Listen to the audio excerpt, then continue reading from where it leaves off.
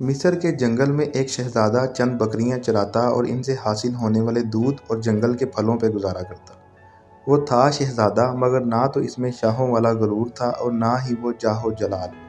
وہ عام انسانوں کی طرح زندگی بسر کرتا، روکھی سوکھی کھاتا، بیشتر وقت اپنی رعایا کی خدمت اور خدا کی یاد میں بسر کرتا۔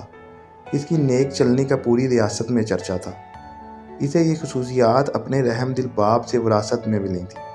ایک دن شہزادہ معمول کے مطابق رعایا کے مسائل سننے کے بعد جنگل میں دنیا سے بے نیاز خدا کی یاد میں مہو تھا کہ اس نے دیکھا کہ ایک غریب لکڑہارا اپنے گدھے کے ساتھ لیے لکڑیاں کاٹ رہا ہے اور اس سے باتیں بھی کیے جا رہا ہے، حالانکہ اسے معلوم تھا کہ نہ تو گدھا اس کی بات سن رہا ہے اور نہ ہی سمجھ رہا ہے۔ اور پھر وہ زارو قطار رونے لگا۔ شہزادہ یہ دیکھ کر بہت حیران ہوا کہ لکڑہارا روزانہ لکڑیاں کاٹتا، گدھے سے چند باتیں کرتا اور پھر پھوٹ پھوٹ کر رونے لگتا۔ چند روز یہی معاملہ رہا۔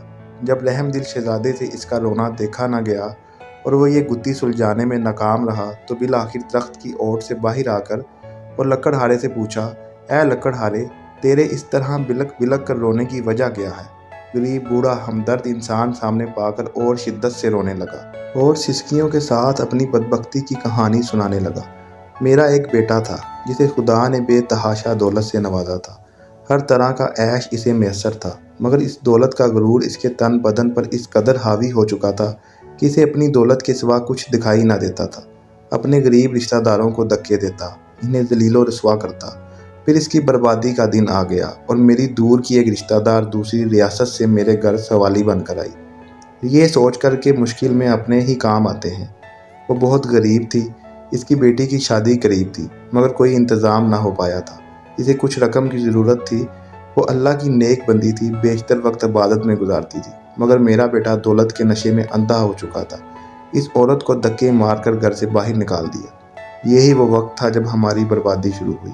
اسی رات سرخ آندھی چلی، بجلی کڑکی اور تیز بارش ہوئی۔ میں اور میرا بیٹا اپنے نرم بستر پر میٹھی نیند سو رہے تھے اور وہ عورت پوری رات ہمارے دروازے سے لگی روتی رہی۔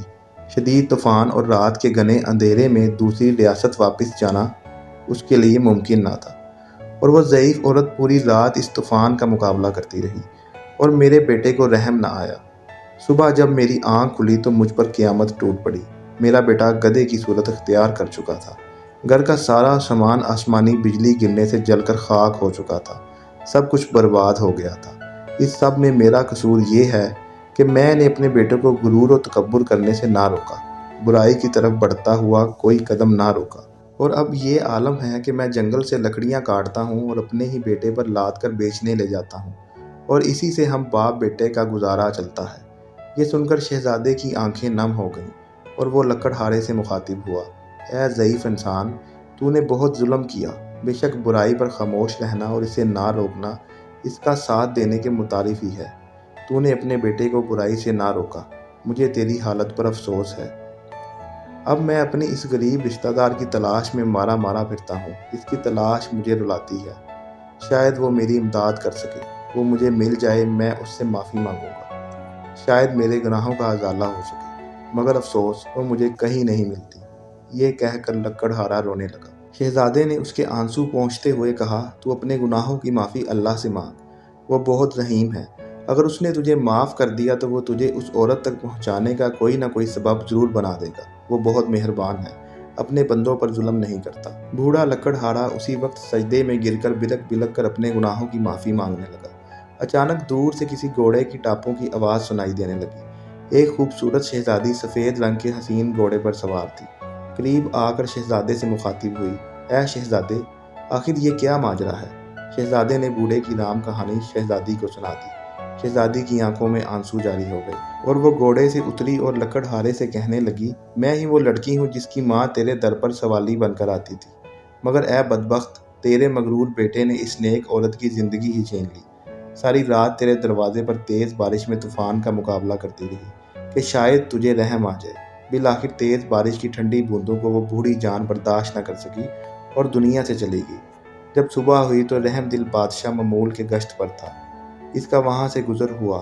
وہ میری ماں کو جب گھر لایا تو ماں کی لاش دیکھ کر میرے پیروں تلے سے زمین ہی نکل گئی۔ اب میرا سہارا کوئی نہ تھا۔ بادشاہ یہ سب دیکھ کر بہت پریشان ہوا۔ بالآخر اس نے مجھے اپنے ساتھ لے جانے کا فیصلہ کیا۔ کچھ عرصے میں اس کے محل میں رہی اور اس نے مجھے نیک لڑکی پا کر اپنے بیٹے سے میری شادی کرا دی۔ شاید یہ میری ماں کی دعاؤں کا نتیجہ تھا، جس نے میری خاطر اپنی جان قربان کر دی، اور اس رب نے مجھ غریب کو فرش سے اٹھا کر عرش پر بٹھا دیا اور اس نیک شہزادے سے میری شادی کرا دی جو اس وقت تیرے سامنے کھڑا ہے، اور تجھے تیرے مغرور بیٹے کے کرموں نے عرش سے فرش پر گرا دیا۔ خدا کی قدرت دیکھ کر لکڑہارا شرمندگی سے زمین میں گڑتا جا رہا تھا اور رو رو کر شہزادی سے معافی مانگ رہا تھا۔ شہزادی بہت رحم دل تھی۔ لکڑہارے کے آنسوؤں سے اس کا دل بھر آیا اور اس نے اس کو معاف کر دیا۔ خدا کی قدرت، لڑکا اسی لمحے اپنی اصل روپ میں واپس آ گیا اور خدا کے حضور سجدے میں گر گیا اور شہزادی سے بھی معافی مانگنے لگا۔ شہزادی نے اسے بھی معاف کر دیا۔ بالآخر دونوں باپ بیٹا اپنی جھونپڑی کی طرف روانہ ہو گئے۔